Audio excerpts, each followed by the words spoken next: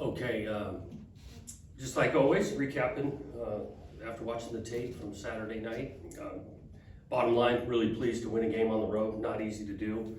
I thought our guys, battled back and forth throughout the game, which we know these games are going to be about that. Offensively, obviously a lot to like. Balance, execution. The passing game, DJ and those guys, receivers making plays. And needed to respond multiple times especially the second half, and we're able to get that done. Defensively, got some things to clean up. Played a quarterback that we hadn't seen on tape who played really well. Credit to him. They ran the ball, which we went in with some spots that guys needed to step up. Started a couple of new corners who actually played really, really well. But when you try to protect those guys at times, you're susceptible to the run game, but not nearly. We didn't think. Giving up that many yards in the rush game is not what we want to be about, so we got some things to clean up there. Found a way, I will say, defensively, get a couple turnovers that separated the game, kind of in the third quarter, early fourth. Special teams wise, kickoff return was huge. Some of that field position we started offensively with made a huge difference. Had the aggressive call on the kickoff part on the onside that didn't go our way, and need to be able to respond. Strategically, we thought we had a chance on some of that, but we didn't execute well. Give them some credit, not falling asleep on that. So there's some things, just like always. You can watch this tape. We got back in yesterday. These guys, sticking to a process we want to correct and improve after a game, and we're trying to do the same thing because we're going to need to. Again, got a big time opponent coming in here to Research Stadium, UCLA. Coach Kelly, been doing it at a high level for a long time. A dominant defense as you look at these guys on tape, and so that will be a serious challenge, which we're going to need to play well to win, and counting on Beaver Nation showing up again at home because we're going to need it. This place needs to be rocking at 5 for us to have our best effort. I'm going to lean on the crowd quite a bit in this one. Coach, when you looked at DJ, maybe look at the film afterwards, was there anything significantly that he did better, or anything that stood out over say his first 5 games? Because he was just so on point. Yeah, I think his accuracy stood out. Guys were open. He's going to the right spots and hitting guys, not just like completing the pass, but hitting them in stride. You see some of the catches and the yards gained after it. Think about those 2 third down throws to Anthony Gould, how accurate those were down the field, and he's making big time plays there. But he was in a nice rhythm, confident. He played a really good football. And then kind of looking ahead to UCLA, you said dominant defense. I don't know how much you've dug into them, but what makes them so tough, and how would you describe that challenge ahead? Yeah, I think big picture stands out. Long, athletic, their ability on the edge to affect the passer. As good a pass rushers as we've seen. New scheme this year in regards to their defensive coordinator, and so that's a new on people. But they play sound. They can run. They're big up front. You look at their interior D line, got some size and strength to them. Length in the secondary. It's impressive to watch. Coach, nearly 500 yards of offense last week against Cal through 6 games for you guys offensively. Do you feel like this is where you want this offense to be at this point of the season, or do you see points where there's still improvement that can be made right now? Yeah, definitely still see some improvement to be made. Every game's going to be different and how it's going and all of that. Off the last week, they had the balance effective in the passing game. We wanted to be able to do that. I still think we ran the ball solid, and we're going to need to sustain. I think of it this way: is like, okay, we're halfway point of the year. That's a lot of tape. That's 6 games. You're showing tendencies, flaws, how people want to attack you. We got to stay on the learning curve of that, along with your opponent, so we can keep this balance going. What are you liking most about this offense right now, though? I think we make it physical. I think the run game protection, like that a lot. I think I like, you watch Fenwick and Damian, the way they're carrying the ball. I think we've shown now with Silas had some multiple good games. Ant has a huge game last week. We've got some threats on the outside. I like the decision-making command that DJ plays with. And again, when we're accurate and explosive, we're tough to defend. Speaking of DJ, obviously 5 touchdowns against Cal, the first time since Jake Loon had done that in 2019. What similarities do you see from DJ's game and Jake's game where he's kind of helped elevate the passing game for you guys and give you guys more explosiveness in the offensive game. You know, I get it. I think he throws 5 touchdowns. We got some tight touchdown throws. We didn't get down there, big sets, right? Play action passing. He's got Belling open, and so that helps your touchdown ratio. Again, I go back to those 3rd down throws that got executed to continue drives, which was great plays by the quarterback and receiver. Again, I go to the 4th down thing, him finishing on 4th down on a run that was a huge play. Really twice converted on 4th down. I know that last week, obviously, probably the one negative side effect was obviously what Cal was able to do in the rushing game, and you touched on that. After the game, Isaac said that he felt that the defense just made too many mistakes that kind of allowed them to have the amount of rushing yards that they did. After watching the film and the tape, do you feel like that was the case, that it was just the mistakes that led to that, or give credit to Cal's offense and what they were able to do to kind of confuse the defense? Yep, few things. Mistakes led to explosive runs, no question. We're not in the B gap we should be. Turns into explosive. I think that was compounded by they were tough to tackle. We didn't tackle well enough. And then for sure credit to Cal. I mean, Ott's a good player, but 22 is as good as anything. He is tough to bring down. So combine all of that led to too many rushing yards. Hey, did that turn off? This is good. When you look at Isaac and his move to fullback, can you lead us through that process, how that came to be, and just what do you like about what he brings there? Yeah, we used fullback last year with Coletto, and we just didn't want to just stop having that package, and so put some thought into kind of who could do it. We actually dabbled with Hodge a little bit, like on the goal line in previous years, and so wanted to continue the package. Dabbled with it a little in the spring, and then fall camp, thinking, you know, short yardage, he could at least do that, and it's kind of grown to being able to get in the game, and I think he's effective. Obviously physical, but you got to have some niftiness, athleticism doing that position, and he showed he's been able to do it, and we want to keep it rolling. Obviously, he has the genes for the position. Well, catching it, yeah. When you approached him, was he like, "Let's do this"? Like, what was that conversation? Yeah, he was totally about it. All these guys on defense want to have a touch of offense, so yeah, he was all about it. You know, Dad played similar position, and so he's run with it. A couple injury updates, perhaps, with Robinson, Cooper, and I don't know, DJ's hand or anything else. Right, both Robinson and Cooper, we'll see. We're hopeful they can get close by the end of the week. Cooper actually was close in pregame, and that was the thinking. Like, did he feel good enough? He just didn't, and so we're hoping for progression on those 2 guys. DJ's fine.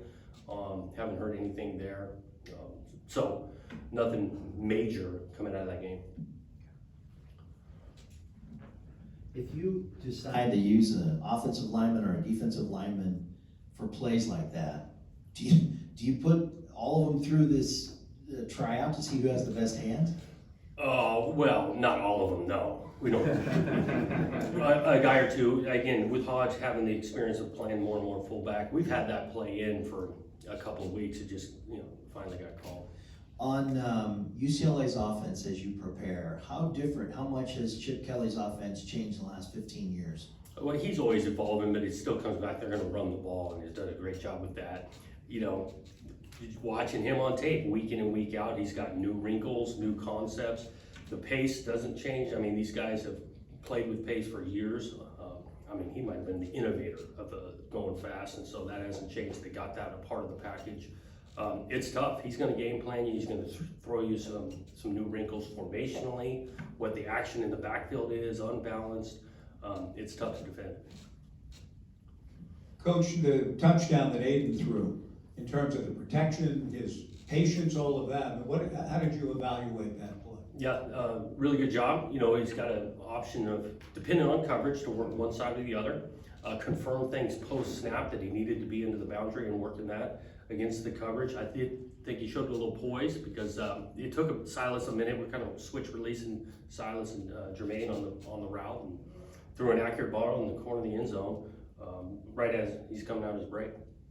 Coach, I want to go back to Isaac really quick. After the game, he described his hands as perfect hands, 2 for 2. Do you believe in that sentiment? Do you think he might have the best hands potentially on this team? Yeah, we're not ready to put him in on hands team at the end of the game.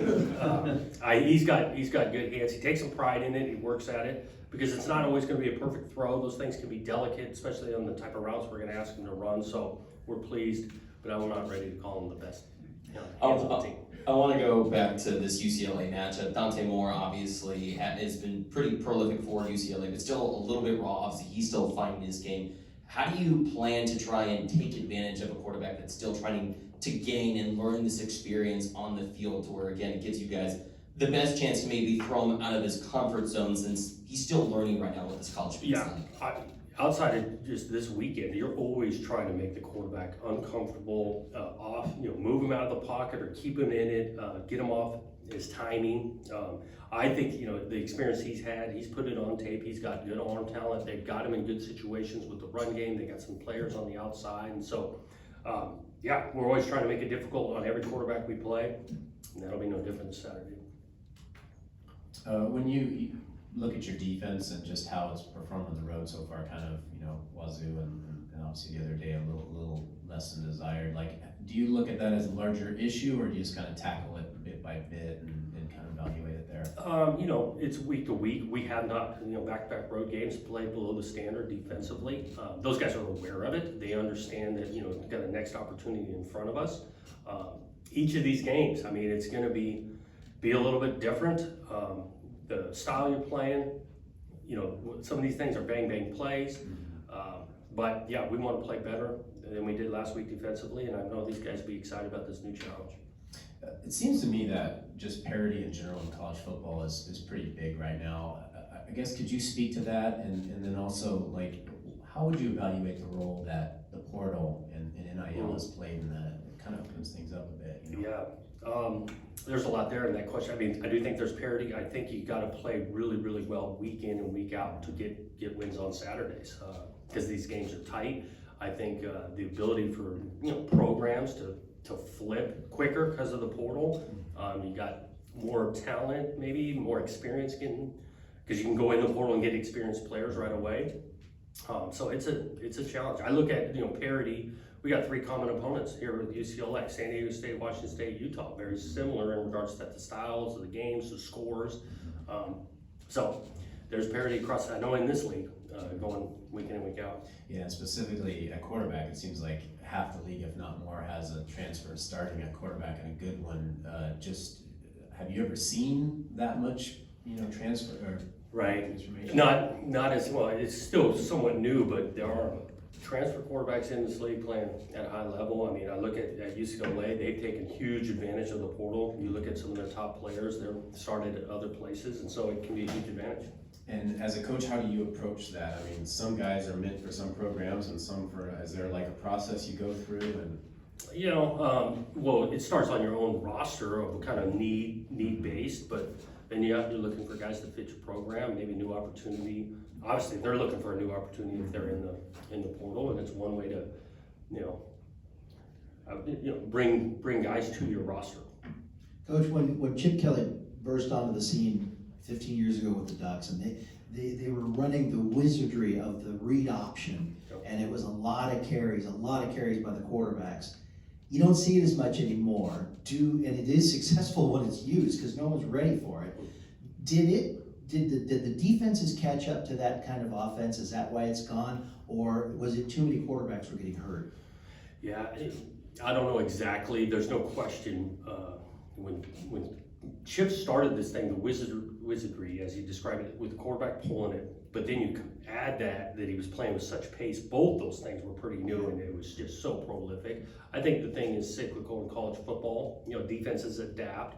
And then, the quarterback's position itself is vitally important to keep those guys healthy, so maybe that added to less of the quarterback running with it.